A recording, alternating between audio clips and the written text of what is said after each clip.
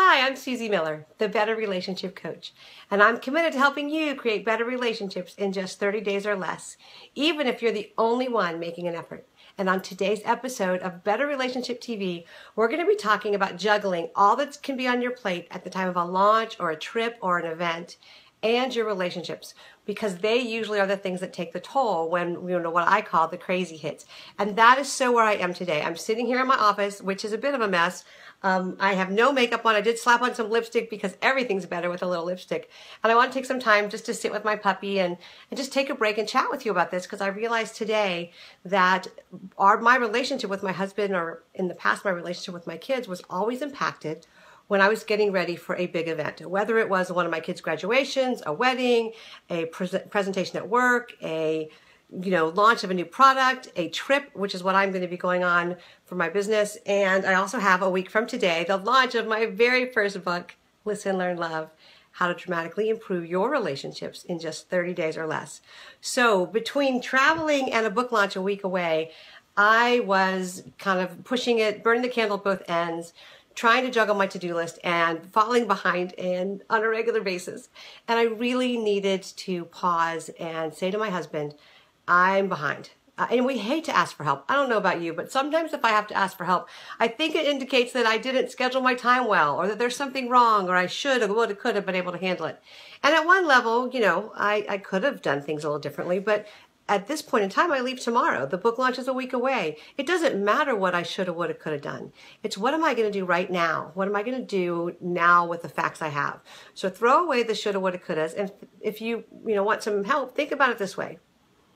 When you need help, when you need your spouse to know that you are going to be going at breakneck speed and you're not going to really be available to chat or to be who they normally expect you to be available, it's really important that you say that you name that you share with them what's going on.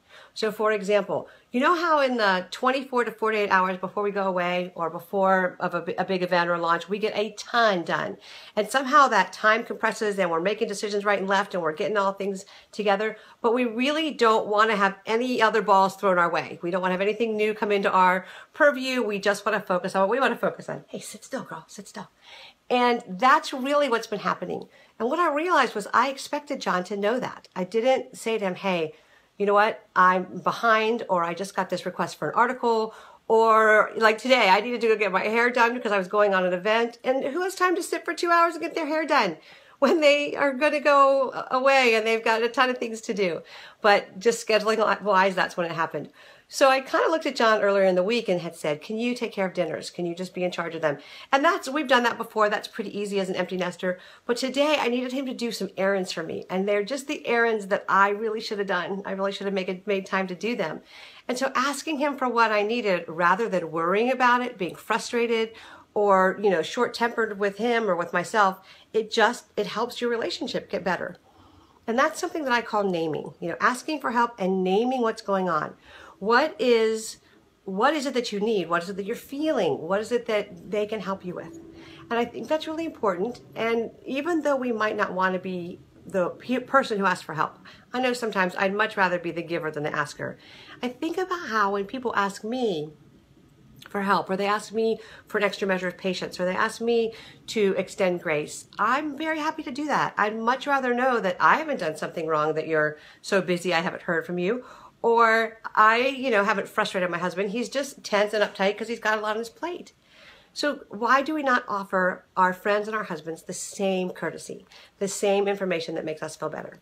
So that's my tip for you today. I would like you to think about, if you have an event coming up, if you have a trip, if you have something going on that's going to give you that, all or nothing, frantic kind of time, you take the time to ask for what you need. Take the time to share with your spouse or your kids, here's what's happening, and here's how I need help, and here's the margin that you can give me. So it might be we're going to put off our favorite TV show till next week. It might be that unless you're bleeding, I used to say this to my kids, unless you're bleeding, go talk to your dad. Because I need this time to be very focused. So it's hard to do. It's hard not to beat yourself up and try to do it all. But I promise you, if you communicate with the ones you love, if you let them know what you need, if you let them know how they can help, and if you ask them for a huge measure of patience, throw in some earplugs so that they don't hear your tense tone, your relationships will get better. So try it. And if you try it and it works, shoot me a message or an email or a post on the post below and let me know how it went for you, how naming something and sharing what you needed helped you create better relationships. So that's all for today on today's episode of Better Relationship TV. Keep remembering there's always hope for your relationship. You're always one choice from making a difference, and relationships can get better, I promise. See you next week.